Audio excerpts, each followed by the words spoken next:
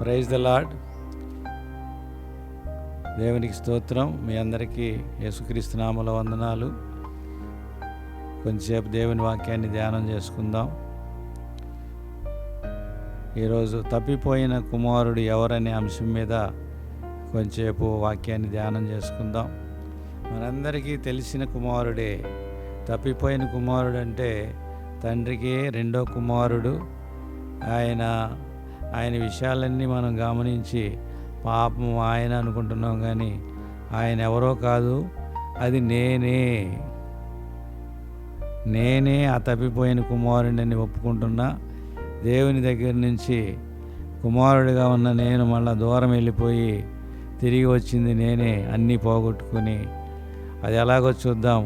మరి మీరు కూడా మిమ్మల్ని మీరు పరీక్షించుకోండి. నేను ఒక్కనే కాదు, చూస్తున్న వాళ్ళలో చాలామంది తప్పిపోయిన కుమారులే. వాళ్ళు మళ్ళీ తిరిగి వస్తే దేవుడు మళ్ళా చక్కగా మనల్ని స్వీకరిస్తాడు. కాబట్టి తిరిగి రావటం ఎంతైనా మంచిది. నువ్వు తప్పిపోయి దూరంగా ఉన్నావా, దేవునికి దగ్గరగా ఉన్నావా, ఒక్కసారి పరిశీలన చేసుకుందాం. లోకాసు వార్త 15వ అధ్యాయము 17వ వచనములో, అయితే బుద్ధి వచ్చినప్పుడు నా తండ్రి వద్ద ఎంతోమంది కూలివాండ్రకు అన్నము సమృద్ధిగా ఉన్నది అన్నాడు. పాపం చిన్న కుమారుడు పందుల పొట్టు మేస్తూ ఉన్నాడు. పందుల పొట్టు మేస్తూ ఎంత భయంకరమైన స్థితిలో ఉన్నాడు. ఒక ధనవంతుని కుమారుడు, చాలా ధనవంతుడు కుమారుడు. మనం కనుక గమనించినట్టయితే ఎంతో ఆస్తిపరుడు. ఆస్తినంతా కూడా మరి తండ్రి ఇష్టం లేకపోయినా కూడా మరి కుమారుడు ఇష్ట ప్రకారం మరి అంతా ఆయనకి ఇచ్చి పంపించినప్పుడు తెలివి తక్కువతనంతో మరి బుద్ధిహీనంగా ప్రవర్తించి ఆస్తినంతా పోగొట్టుకున్నాడు. ఆస్తినంతా పోగొట్టుకుని చివరికి ఏ గతి లేక మరి పందులు కాసే పరిస్థితికి వచ్చాడు. అక్కడ కూడా అన్నం దొరక్క పందులు తినే పట్టు తిందామని అనుకున్నాడు. కానీ అప్పుడు బుద్ధి వచ్చిందంట ఈ కుమారుడికి.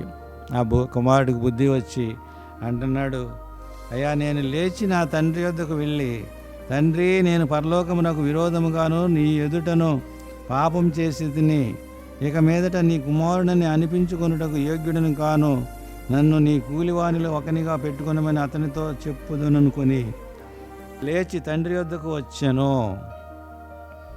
అయ్యయ్యో, ఎంత పరిస్థితి చూడండి. అప్పటికైనా వచ్చాడు. దేవునికి స్తోత్రం. కుమారుడు తండ్రి దగ్గరికి వచ్చేస్తూ ఉన్నాడు. ఈ మాట అనుకుంటున్నాడు, అయ్యా, నీ పనివానిలో ఒకటిగా ఉంచుకో అని చెప్పేసి అడగడానికి వస్తూ ఉన్నాడు.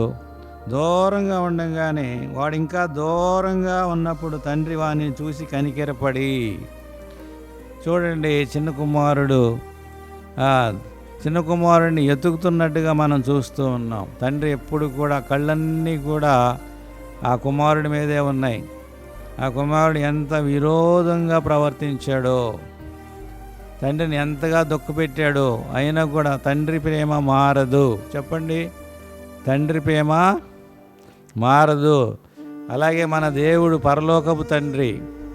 ఎఫెసీయులకు రాసిన పత్రిక 3వ అధ్యాయం 14వ వచనంలో చూసినట్టయితే, ఏ హేతువు చేత పరలోకమందును భూమి మీద ఉన్న ప్రతి కుటుంబము ఏ తండ్రిని బట్టి కుటుంబం అని పిలువబడుచున్నదో ఆ తండ్రి ఎదుట నేను మోకాళ్ళుని అంటున్నాడు పౌలు గారు. పరిశుద్ధాత్మ దేవుడు చెప్తున్నాడు, పరలోకపు తండ్రి మన కుటుంబ యజమానుడు. ఈ తండ్రి కూడా అటువంటి మనసు కలిగి ఉన్నాడని ఉదాహరణ మనం చూస్తూ ఉన్నాం. మన దేవుడు, మన యజమానుడు, మన తండ్రి. ఆయన మనల్ని తండ్రిగా ఏర్పాటు చేసుకున్నాడు. హెబ్రీ పత్రిక 12వ అధ్యాయము 7వ వచనంలో, దేవుడు మిమ్మల్ని కుమారులుగా చూస్తున్నాడు. 103వ కీర్తన 13వ వచనంలో, తండ్రి తన కుమారులను జాలిపడినట్లు యెహోవా తన యందు భయభక్తుల వాడు ఎలా జాలిపడుతూ ఉన్నాడు. సామెతలు 3:12 ప్రకారం, తండ్రి తనకిష్టుడైన కుమారుని గద్దించే రీతిగా యెహోవా తనను ప్రేమించి వారిని గద్దించునని రాయబడింది. కాబట్టి మన దేవుడు మనకు తండ్రి. ఆయన కూడా ఈ విధంగానే దూరంగా వెళ్ళిపోయిన వాళ్ళని చూసి ఎప్పుడు చేతులు చాచి మళ్ళీ పిలుస్తూ ఉన్నాడు. మనం దగ్గరగా ఉన్నామా దూరంగా ఉన్నామా పరిశీలన చేసుకోవాలి. దేవునికి దూరంగా ఉన్నట్టయితే ఆయన దగ్గరగా తీసుకోవడం ఆయనకి తెలుసు. ఆయన ఎలా తీసుకుంటాడో బాగా తెలుసు ఆయనకి. ఆయన తీసుకునేదాకా, ఆయన తెచ్చేదాకా మనం ఆగకూడదు. మనం అంతకు ముందే దేవుని దగ్గరికి వచ్చేయటం మంచిది. దేవుడు కనుక మనల్ని ప్రేమించినట్టయితే నువ్వు దూరంగా వెళ్ళిపోయినప్పుడు ఆయన చూస్తూ ఊరుకోడు. మెల్లగా నిన్ను ఎలా రాబట్టాలో ఆయనకి తెలుసు. యోబు గ్రంథంలో చూసినట్టయితే ఒక మాట చూడండి. యోబు గ్రంథం 33వ అధ్యాయంలో దేవుడు ఒక్కమారే పలుకును, 14వ వచనం, 2 మార్లు పలుకును, అయితే మనుషులు అది కనిపెట్టరు.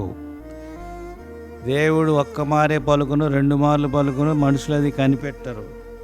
మంచం మీద కునుకు సమయమున గాఢ నిద్ర పట్టినప్పుడు కలలో రాత్రి కలుగు స్వప్నములలో నరులు గర్విష్ఠులు కాకుండా చేయనట్లు, తాము తలంచిన కార్యం వారు మానుకొని చేయనట్లు, గోతికి పోకుండా వారిని కాపాడినట్లు, కత్తి వలన నశింపకుండా వారి ప్రాణం తప్పించినట్లు ఆయన వారి చెవులను తెరవచేయును. చూడండి, దేవుడు మాట్లాడతాడు. మీ సేవకుడి ద్వారా మాట్లాడతాడు, వాక్యం ద్వారా మాట్లాడతాడు, కళ్ళలో మాట్లాడతాడు, స్వప్నంలో మాట్లాడతాడు. మాట్లాడినప్పుడైనా సరే నువ్వు సరి చేసుకుని దేవుని దగ్గరికి వస్తే సరే, లేకపోతే గనక ఆయనే తీసుకుని వస్తాడు. తర్వాత మీరు చదువుకోండి, ఆ భాగము మీకే అర్థమవుతుంది. చాలా కష్టమైన పరిస్థితుల్లోకి మనం వెళ్తాం. అట్లా వెళ్ళకోకుండా తప్పించుకోవాలంటే ఈ మాటలు విని ఈరోజే నువ్వు దేవుని వద్దకు రా, దేవుడు నిన్ను కరుణించునుగాక. చిన్న ప్రార్థన చేసుకుందాం. పరిశుద్ధుడు అయిన తండ్రి, నాలాంటి వాళ్ళు తప్పిపోయిన కుమారులందరికీ కూడా తిరిగి నీ అందుకు వచ్చేదరుగాక. ఆ బిడ్డలకు అటువంటి మనసు, మంచి మనసు దయచేయి. పాపముని విడిచిపెట్టి రక్షణ పొందిన వాళ్ళు కూడా పాపంలో పడిపోయిన వారిని దయతో మన్నించి మీ సన్నిధికి తీసుకుని ప్రభు వాళ్ళని కూడా పరిశుద్ధులుగా, నిర్దోషులుగా చేయమని నజరేయుడు శక్తిమంతుని యేసు నామములో వేడుకుంటున్నాం తండ్రి. ఆమెన్.